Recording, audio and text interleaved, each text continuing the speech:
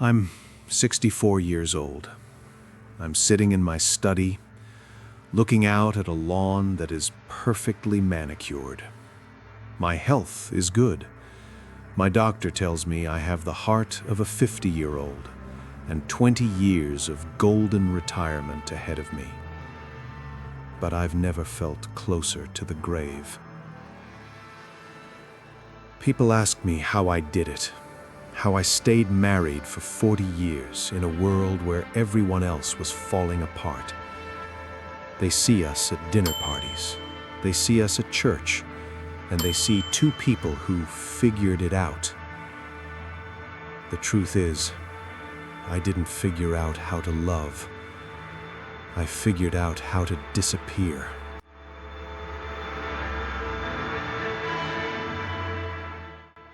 I look at you in your 30s, you in your 40s, and I see myself. I see the way you spend your prime years, the years when you should be most alive, trading your intimacy for logistics. You think you're building a marriage, but you're really just managing a small corporation. I did exactly what you're doing. I spent 4 decades performing a version of myself that was safe, reliable, and utterly hollow. I took the artist, the dreamer, the man who felt things too deeply, and I tucked him away in a dark corner of my chest. I buried the dark thoughts and the wild ambitions because they were inconvenient for the family schedule. I put on the mask of the stable husband, the steady provider, the rock that never moves. And then I started playing the role. I wasted my prime years, the years when my blood was hot and my heart was open, worrying about the square footage of the kitchen and the brand of the SUV in the driveway. I spent 4 decades performing a life I wasn't actually living.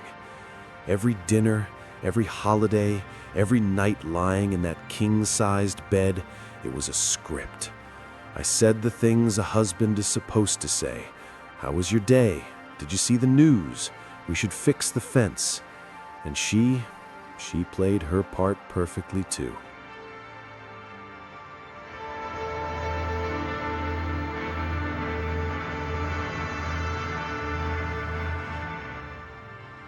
She'd give me that practiced, tight-lipped smile, the one that never quite reached her eyes.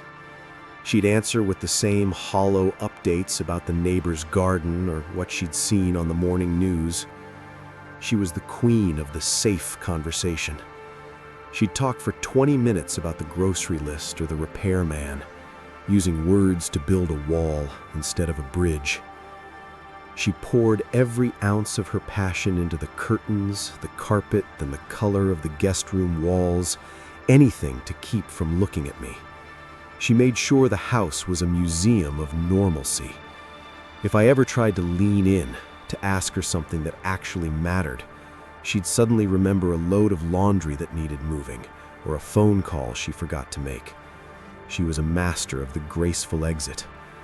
She stayed busy, so she never had to be present. She traded her mystery for a schedule. She traded her heart for a clean kitchen. And she did it so well that I almost believed she was happy. But now I see it.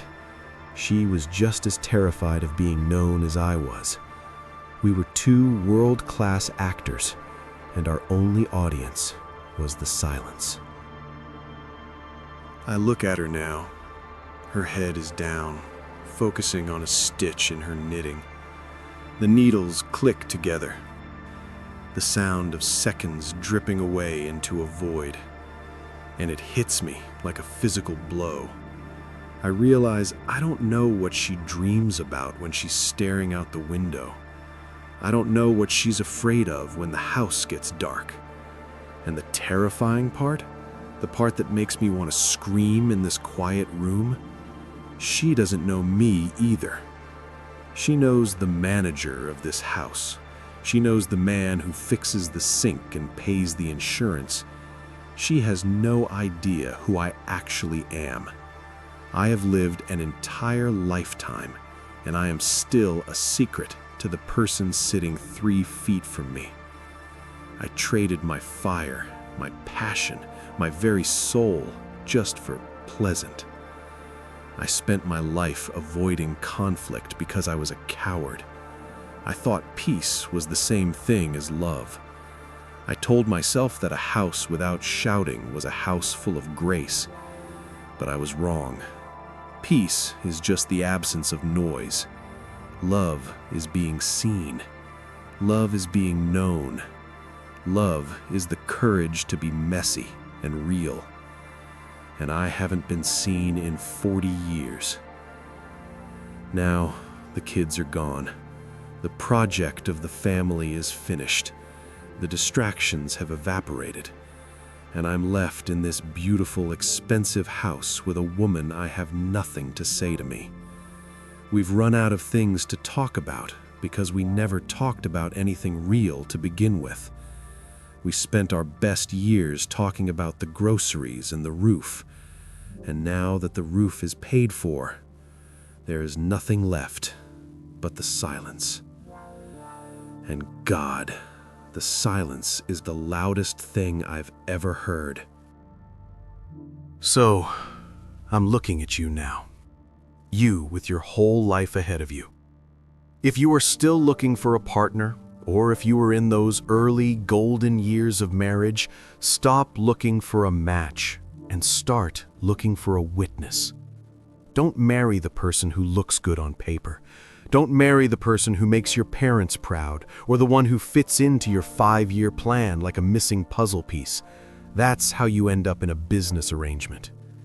Marry the person who makes you feel like you can finally take the mask off. Look for the one who isn't afraid of your dark thoughts. Look for the one who wants to know the artist you tucked away, the dreamer you're ashamed of, the fears that make your hands shake. If they only love the stable version of you, the provider version of you, then they don't love you at all. They love the role you're playing. And let me tell you, playing a role for 40 years is a death sentence. And for those of you already in it, those of you in your 30s and 40s who feel the silence starting to settle like dust on the furniture, break the script tonight. Don't ask about the bills. Don't ask about the kids' homework. Stop talking about the logistics of your existence. Look across the table and ask her, what are you grieving today? Or when was the last time you felt like I actually saw you? It's going to be uncomfortable. It might even be a disaster.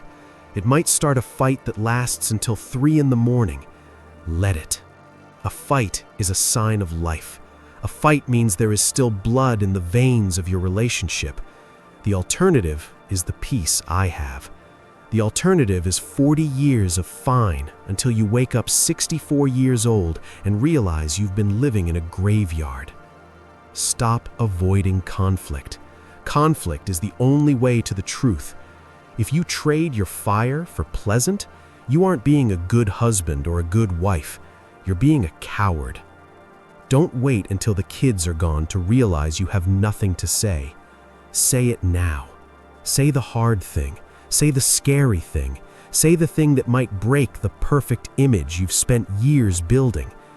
Because I would give every brick of this house, every dollar in my account, and every peaceful day I've ever had just to have one night of the raw, terrifying, beautiful truth. Don't settle for a roommate. Don't build a museum. Build a life. Because the silence is coming for us all. Make sure you have someone to scream into it with.